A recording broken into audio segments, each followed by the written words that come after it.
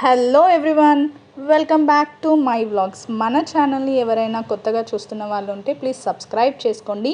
మేము చేసే వీడియోస్ అయితే మీకు నచ్చినట్టయితే లైక్ చేయండి, షేర్ చేయండి, అలాగే కామెంట్ చేయండి. ఈరోజు అయితే ఒక మంచి స్నాక్ ఐటమ్ ఫ్రెంచ్ ఫ్రైస్ ఎలా చేయాలో చూపిస్తాను. అంటే మేమేమి ఆలు కట్ చేసి పెద్దగా ఏం చేసి చూపిస్తలేము, డైరెక్ట్గా ప్యాకెటే తీసుకొచ్చినాం అనమాట. సో ఆ ప్యాకెట్ని ఎట్లా చేయాలో ఒక చిన్న ఐడియా కోసం మళ్ళీ వీడియో చేస్తున్నాము.